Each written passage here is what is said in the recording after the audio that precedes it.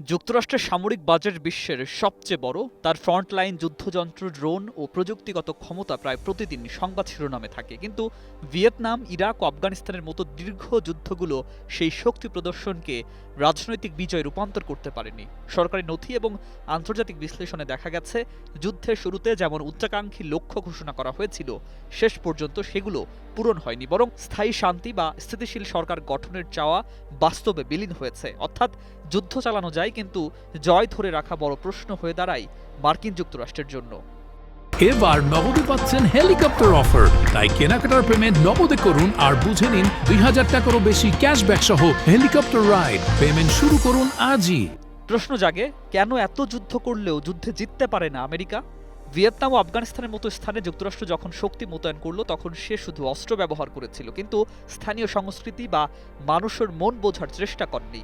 ভিয়েতনামের গেরিলা সামরিক কৌশল, স্থানীয় জনসমর্থন ও জটিল ভূগোল এমন জিনিস ছিল যেগুলো শুধু শক্তি দিয়ে মোকাবেলা করা যায় না।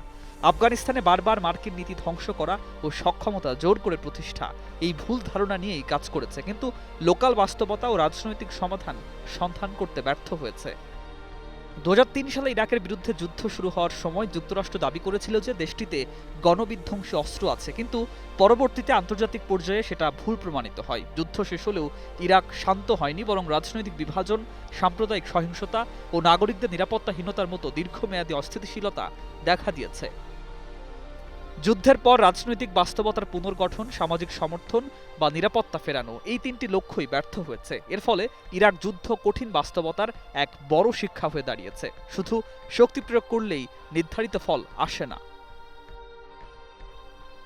দীর্ঘায়িত যুদ্ধ কেবল সামরিক ক্ষতির নয়, অর্থনৈতিক ও সামাজিক খরচের হিসাবও বহন করে। আফগানিস্তান ও ইরাকের মতো যুদ্ধগুলোতে আমেরিকার ব্যয় $1 ট্রিলিয়ন কাছাকাছি পৌঁছেছিল, যেখানে শুধু অস্ত্র নয়, পুনর্গঠন, বেসামরিক ক্ষতিপূরণ, পুনর্বাসন সবকিছুই অন্তর্ভুক্ত। দীর্ঘ সময় যুদ্ধ চালানোর ফলে সৈন্যের মধ্যে ক্লান্তি, সমর্থন হ্রাস এবং সরকারের ওপর রাজনৈতিক চাপ তৈরি হয়েছে সৈন্য প্রত্যাহারের সিদ্ধান্ত নিতে। অর্থাৎ যুদ্ধ যত দীর্ঘ হয়, তার বিজয়ের সম্ভাবনা তত দুর্বল হয়। যুক্তরাষ্ট্র প্রায় যুদ্ধ ঘোষণা করে নতুন নতুন অজুহাতে, কখনো সন্ত্রাস বিরোধ, কখনো গণবিধ্বংসী অস্ত্র, আবার কখনো মানবিক কারণ। কিন্তু লক্ষ্য যতই বদলাক, ফল প্রায় একই থাকে: দীর্ঘায়িত সংঘাত, ব্যয়বহুল অভিযান এবং রাজনৈতিক অর্জনে ব্যর্থতা। আফগানিস্তান, ইরাক বা বর্তমান পারমাণবিক ইস্যু, সব ক্ষেত্রে স্পষ্ট হয়েছে যে শক্তি দিয়ে যুদ্ধ করা যেতে পারে, কিন্তু মানুষের জীবন, স্থায়ী শান্তি ও রাজনৈতিক স্থিতিশীলতা নেওয়া যায় না। এই বাস্তবতায় যুক্তরাষ্ট্র জিততে পারেনি। তার বিজয় শুধুই প্রচারিত হয়েছে সংবাদ শিরোনামে, বাস্তবে নয়। নিউজ ডেস্ক, ২১শে টেলিভিশন।